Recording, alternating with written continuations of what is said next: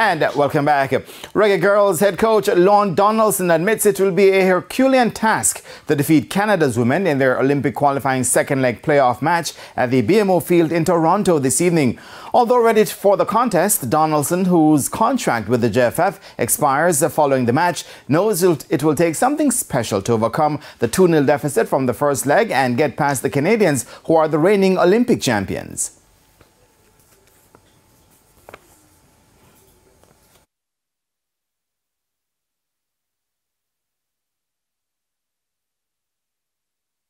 Chasing the game is very, very difficult at times when you play good teams. Canada is the defending champion.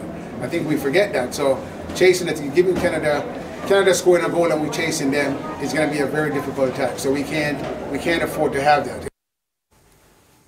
Meanwhile, Canada's coach Beverly Priestman gave an ominous warning after their first leg victory at the National Stadium in Kingston. We have to continue the momentum. I think, to go home and just sit in and defend, I think it won't get the best out of the team. I thought today we got a good balance of both, where we managed moments but we also brought our quality. I think we want to go to Toronto and put on a good show but get the job done. I mean, the job's only half done.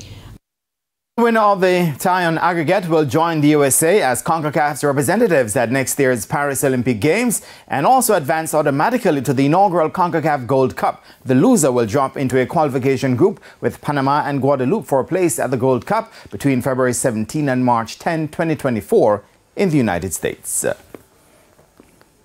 Former West Indies batsman and CEO of the West Indies Players Association, Wavell Hines, is questioning the expertise and consultancy used by the government to refuse bidding for next year's T20 World Cup to be jointly hosted by the West Indies and the USA. Hines says based on his experience around the regional game, which has spanned for more than 2 decades, eyebrows should be raised regarding the refusal to bid with a sport that is followed by 1.6 billion people across the world and involving 106 countries.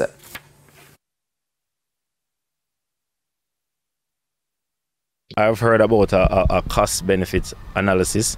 I don't know what would have informed the cost or the benefit analysis, but from what I know and what I've seen working within West Indies cricket for the last maybe 20 odd years, I think the decision not to bid is not the wisest one, I'll put it.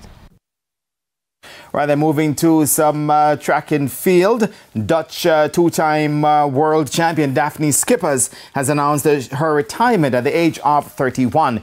In a post on social media, Schippers said, "The race stops here. As an athlete, you always know this day will come, that at one point your career will be a moment in time, a collection of memories and hopefully medals." The Dutch woman was at the height of her powers in the summer of 2015 when she won the 100-meter silver behind Shelly Fraser-Price and took the 200-meter gold. And that's where we put a wrap on your lunchtime sports, and I am Jermaine Brown. Shamela, back to you. Thank you, Jermaine, and that's the midday news. Thanks for watching.